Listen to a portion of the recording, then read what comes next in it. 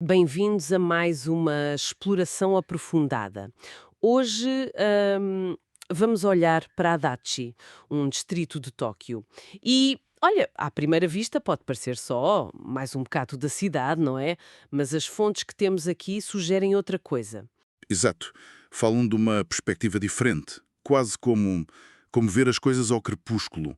Uma luz diferente que revela histórias, lendas, tradições escondidas. É isso mesmo, e a nossa ideia hoje é essa: desvendar um bocadinho essas camadas.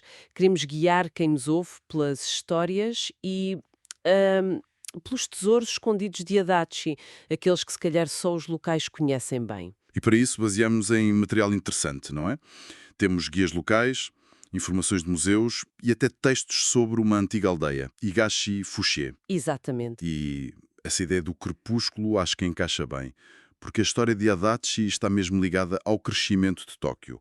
O que vemos hoje foi moldado por séculos de mudanças. Mudanças tipo. Bem, principalmente a transformação de zonas que eram pântanos, basicamente, em terras de cultivo. E depois, claro, a industrialização. Isso deixou marcas, não é? E são essas marcas que hoje são as tais pérolas escondidas. Faz todo o sentido. E olha, para começar a puxar o fio a esta meada, que tal?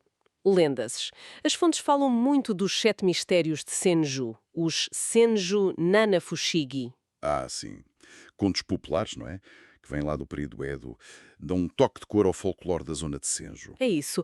Ok, vamos lá ver isto. São várias lendas, mas há umas que, pronto, chamam logo a atenção. Por exemplo, a do canal Deixa Ficar Atrás, o Oitke Ori. Hum, Imagina, pescadores a voltar para casa num canal entre Horikiri e Ushida e, de repente, uma voz, do nada, a dizer Oitake, Oitake, que é tipo, deixa ficar, deixa ficar. hum, arrepiante. Completamente. E as fontes dizem que quem ignorava e tentava seguir ficava preso nos caniços. Não conseguia andar mais. Que cena. É uma imagem forte, sem dúvida, e mostra muito como as pessoas pensavam na altura, não é? O respeito, ou talvez o medo da natureza. Os rios, os canais, eram vida, mas também perigo. Claro, essa voz misteriosa é quase como o próprio canal a pedir. Um tributo, o respeito. É fascinante como o folclore ajudava a lidar com essa relação complicada com o ambiente. É verdade. E essa ligação com o sobrenatural também aparecia em locais de culto, certo? Como na história do Soba Enma. Exato, o soba enma. As fontes contam a história de um restaurante de soba, aqueles núdlos de trigo sarraceno, na antiga estrada para Nico. Ok, E todos os dias, à mesma hora, aparecia uma rapariga, assim, misteriosa, para comer soba. O dono, curioso, um dia decidiu segui-la. e então? Bem, para espanto dele, viu-a entrar no templo com os Oji e ir direto ao salão onde estava a estátua de Enma-sama, o rei do submundo budista. Não me digas. E a conclusão, lá está, é que a estátua passou a ser o Soba Enma. O engraçado aqui é como a lenda traz uma figura religiosa, assim, imponente, para o dia-a-dia, a ponto de acharem que o próprio Enma gostava de soba. É incrível. E as fontes dizem que ainda hoje se oferecem noodles à estátua. É um exemplo perfeito de como o folclore não só explicava coisas estranhas, mas também humanizava o divino, tornava-o mais próximo. Falando em coisas estranhas, havia também a lenda da carpa vermelha gigante, a Oigo, ligada à ponte Senju-Ohashi. Ah, sim, essa também é boa. Diz-se que vivia uma carpa vermelha enorme no rio Sumida e que durante a construção da ponte ela batia nos pilares quase a deitá-los abaixo. E o que é que os construtores fizeram? Falaram com a carpa. Bem, não sei se falaram, mas resolveram o problema. Alargaram o espaço entre o terceiro e o quarto postes da ponte. Assim, a tal carpa gigante podia passar à vontade. Que pragmático. Ou talvez supersticioso. Provavelmente um misto dos dois. Mais uma vez, é a interação entre o homem e a natureza, ou o sobrenatural. Seja uma carpa gigante real ou só uma metáfora do poder do rio, a história mostra que era preciso negociar com essas forças. E o facto de a história estar ligada a uma característica física da ponte. O espaço diferente entre os pilares. Exato. Esse dava-lhe uma certa credibilidade. E hoje visitar esses locais, como o templo ou a ponte, sabendo destas lendas, transforma o passeio, não é? É uma viagem no tempo. As fontes até têm mapas para encontrar estes pontos. Muito bom. Agora, saindo um pouco das lendas e entrando numa história mais documentada, mas igualmente fascinante. Higashi-Fuchi. As fontes explicam que este nome, Higashi-Fuchi-mura, não encontramos nos mapas atuais de Tóquio. Pois não. Foi uma aldeia criada administrativamente em 1889, já na era Meiji. Basicamente juntaram 6 aldeias mais antigas: Oyata, Sano Shinden, Shoemon Shinden, Fugenji, Kitasanya e Karabara. Uma união administrativa, mas que não durou muito tempo. Não, relativamente pouco. Em 1932, naquela grande expansão de Tóquio, Higashi-Fuchi foi absorvida. Passou a fazer parte do que hoje é o distrito de Adachi. Mas, atenção, o nome ter desaparecido do mapa não significa que o legado se tenha evaporado. Ah, como assim? As fontes são específicas. Dizem que a antiga sede da Câmara Municipal, o Murayakuwa, ficava perto do sítio que hoje é a Toa Five Show-me 6. E não é só uma memória, existe lá uma placa. Uma placa comemorativa. Interessante. E há mais, um vestígio físico ainda mais concreto. A sério? O quê? Parte do edifício original da Câmara foi desmontado e mudado de sítio. Hoje, essa parte reconstruída é um salão comunitário noutro local, em Nakagawa 3 Show-me 3. Chama-se Sumida Jichikai Shukaisho. Que incrível! Quer dizer que ainda se pode ver um pedaço da antiga Câmara Municipal? Exatamente. É uma forma notável de preservar a memória de uma aldeia desaparecida, uma ponte física entre o passado e o presente. Fantástico. E essa história de Higashi-Fuchi está muito ligada aos pioneiros que transformaram a área séculos antes, não é? Isso leva-nos a alguns desses tesouros escondidos. Vamos ao primeiro. Vamos a isso. Começamos por Sano Shinden, uma das aldeias originais. O nome vem do fundador, Sano Shinzo Tanenobu, um antigo samurai, segundo as fontes. Um samurai agricultor? Bem, no início do período Edo, o governo Tokugawa incentivou muito a criação de novas terras agrícolas, o Shinden. E Sano foi um desses pioneiros. A tarefa era enorme: pegar em zonas de pântano, que inundavam sempre, e transformá-las em arrozais. Uau! Devia ser um trabalho duríssimo. Exigia não só força, mas também saber de engenharia para drenar aquilo tudo. E como é que vemos o legado dele hoje? De uma forma inesperada. Um parque. Um parque? Sim, o Sano Ikoi no Mori Green Space, em Sano 1-3111. Este parque é, na verdade, onde ficava a casa dele. E o mais interessante é que a floresta que rodeava a casa, a Yashikirin, foi preservada. Uma floresta do século XVII, preservada em plena Tóquio? A sério? Mesmíssima. E não é de agora. Foi a primeira floresta em Adachi a ser protegida oficialmente já em 1974. Hoje é um oásis, um refúgio para plantas raras, insetos, aves. Um verdadeiro hidden gem. Que achado. Mas pode-se visitar. Pode, mas atenção, as fontes dizem que só abre ao público às quartas-feiras e domingos. É um detalhe importante. Ok, bom saber. E se ligarmos isto ao panorama geral? É curioso ver a mudança de mentalidade, não é? No tempo de Sanô, o objetivo era dominar a natureza, tirar a água má. A floresta era secundária. Pois. Hoje, essa mesma floresta é um tesouro. Queremos protegê-la da urbanização. Passamos da conquista para a preservação. Este parque simboliza isso. Uma história incrível. E essa ligação à terra também tinha um lado espiritual forte, imagino. As fontes falam de outro pioneiro ligado à fé. Sem dúvida. Agora falamos de Choemon Shinden. O pioneiro foi a Sada Choemon, que chegou ainda mais cedo, na era Keisho, entre 1596 e 1614. Também para criar terras. Sim, mas ele fez mais. Fundou um templo budista, o Templo Seikoin, em Nakagawa 3 Chomei 2120, e esse templo tornou-se o centro espiritual da nova comunidade. E essa importância é reconhecida hoje. Sim, o túmulo dele e da esposa, ali perto, em Nakagawa 2 Chomei 13, é património cultural de Adachi. Mas há mais, uma lenda ligada ao templo. Ah, a do Tabikari Kano. O cânon que brilha nos campos de arroz. Essa mesmo. A história é muito gira. Diz que um agricultor estava a lavrar a terra e o cavalo empancava sempre no mesmo sítio. Ele ficou intrigado, escavou e encontrou um pedaço de madeira. Natural, não trabalhado. Só um pedaço de madeira. Sim, mas com uma forma que lhe pareceu familiar. Pouco depois, sonhou com a Bodhisattva Kannan, a deusa da misericórdia, e a forma dela no sonho era igual à da Madeia. Que coincidência! Ou talvez não. Pois, ele percebeu que era um sinal. Levou a madeira para o templo Saikowin, onde foi consagrada como imagem de Kannan, e ficou conhecida como Tabi Kari Kannan, protetora das colheitas. Hoje é um bem cultural registado.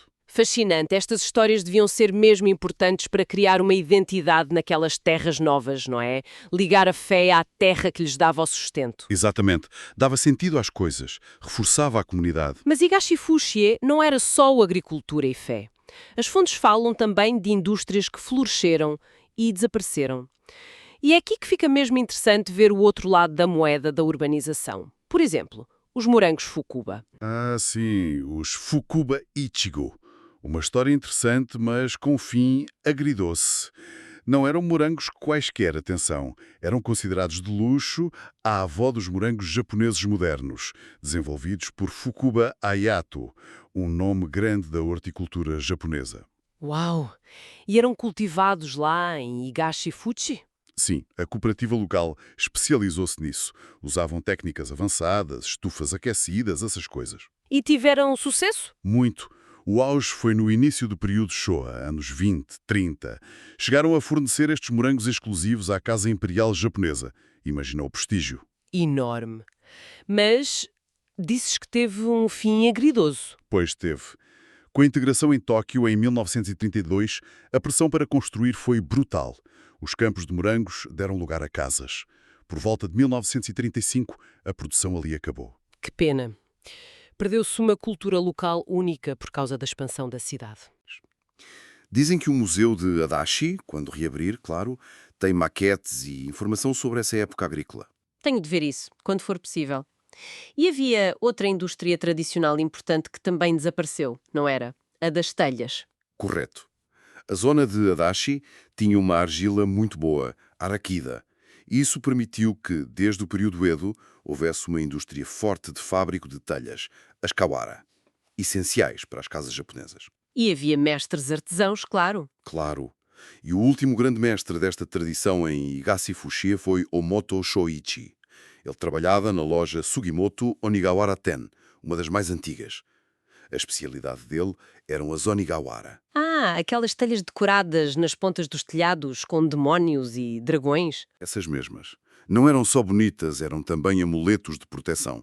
O Omoto Shoichi era tão bom que foi nomeado Tesouro Cultural Imaterial de Adachi em 1982. Então por que é que acabou? Bem, a construção mudou. Telhados mais modernos, mais baratos. A procura por telhas tradicionais feitas à mão caiu a pique. A loja dele, que ficava em Nakagawa 3 Chume 2224, fechou em 1993. Foi o fim de uma era para essa indústria ali. Mais um ofício que se perdeu com a modernização. É de facto um lado mais triste da mudança. Mas as fontes também falam de adaptações positivas, não é? Onde o passado foi reinventado. O caso de um canal de drenagem. Sim, um exemplo muito bom de reutilização. O Akamura Otushito Hori. O nome já diz tudo. Akamura, 8 aldeias. Otushito Hori, canal de drenagem final. Foi escavado no período Edo e era vital. Recolhia o excesso de água dos campos e das aldeias e levava-a para os rios. Sem ele, não havia agricultura ali. Uma infraestrutura crucial na altura, mas que deixou de ser precisa com o tempo. Exatamente. Com os sistemas modernos de esgotos, o canal ficou obsoleto. Podiam tê-lo tapado, como se fez em muitos sítios. Mas em Adachi fizeram algo diferente. O quê? Transformaram-no no Akamura Oshitoshi Shinsui Ryokudo, um caminho verde amigo da água. Limparam o canal, ajardinaram as margens e criaram um corredor verde ao longo dos seus 2,3 km. Que ideia fantástica! Tornou-se um espaço público muito popular, para passear, relaxar e preserva a memória do canal antigo. Foi tão bem feito que até ganhou um prémio nacional, em 1992, o Tezukuri Furusato Sho. Merecido, parece-me. Sem dúvida. E isto levanta uma questão importante. Como é que podemos olhar para infraestruturas antigas e obsoletas? Não como problemas, mas como oportunidades. Para criar espaços melhores nas cidades, para reforçar a identidade local. Este corredor verde também mostra aquela mudança de relação com a água, de controle absoluto para convívio, valorização ecológica. Para quem quiser aprofundar estas histórias todas, ver objetos, o sítio certo parece ser o Museu Local de Adachi, o Adachi Shiritsu Kyodo Hakubutsukan, em Oyata. É o guardião da memória do distrito, sem dúvida. As fontes não detalham tudo o que lá há, mas cobre a história toda. Desde a pré-história à agricultura, do indústria, folclore. E parece ter uma coleção de arte interessante. Arte. Que tipo de arte? No boletim do museu que vimos menciona que eles têm colecionado obras de artistas ligados à Adachi. Falam em pinturas do período Edo, de nomes grandes como Tani Bunchou e Sakai Roitsu, e também esboços e modelos de estúdio de artistas da escola Kano e de um pintor local, Funatsu Bunuen, que foi aluno do Tani Bunchou. Isso é curioso. Mostra que Adachi não era só campo e fábricas, havia vida artística. Exatamente. E esses materiais, muitas vezes guardados por famílias locais durante gerações, mostram a ligação próxima entre os artistas e a comunidade. E para além do museu, há também um jardim, o Higashi Fuchie. Correto. Anexo ao museu. É um jardim japonês de passeio, um Kaiuchiki Teian, e foi desenhado por um nome muito conhecido, Ogata Kenzo, o mestre paisagista. Dizem que tem um estilo assim mais rústico, selvagem, com muitas rochas e árvores. E tem uma casa de chá lá dentro, a Rinhentei. Sim, uma casa de chá no estilo Sukiyazukuri. As fontes dizem que se pode alugar para cerimónias de chá, eventos. Deve ser um sítio muito tranquilo. O complexo museu, jardim, casa de chá, parece ser mesmo um centro cultural importante ali. Tudo isto parece uma visita obrigatória para quem explora a Adachi. Seria, sim, não fosse um pequeno grande detalhe que as fontes mais recentes nos trazem. Um aviso importante. Ui, o que foi?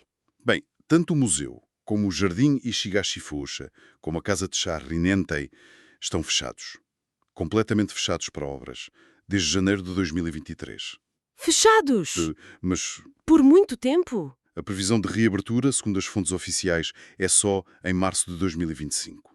É um encerramento longo. Bem, isso é mesmo crucial. Quer dizer que, para já, não dá para visitar. Infelizmente não. Mas pronto, fica a informação para evitar viagens em vão. Não quer dizer que os locais não sejam importantes. Quem tiver interesse, mantenham-os debaixo de olho para futuras viagens a partir de 2025. E, entretanto, pode sempre pesquisar online sobre as coleções, sobre o jardim. Fica a nota, muito importante. Bom, apesar deste contratempo, a nossa viagem por Adachi foi muito rica. Fomos das lendas de Senju aos pioneiros de Higashifushi, vimos o impacto da urbanização nas indústrias perdidas, mas também a criatividade na transformação do canal. Acho que sim, demonstra bem aquela ideia inicial. Adachi, como muitos outros sítios, recompensa quem olha com mais atenção. A história está lá, nas camadas escondidas. Então, o que é que isto tudo significa? Para mim, reforça que a história está viva à nossa volta. Num nome de rua, num templo pequeno, numa árvore antiga, nos restos de uma fábrica, num parque. Está em sítios inesperados. Só precisamos de mudar a perspectiva, talvez para essa luz do crepúsculo. E isso deixa-nos com uma pergunta final, não é? Um convite. Quantos outros bairros ou ruas por onde passamos todos os dias não terão histórias esquecidas, lendas por descobrir? Que perspectivas diferentes podemos nós usar para encontrar os tesouros escondidos nos sítios que achamos que conhecemos tão bem? Fica o desafio.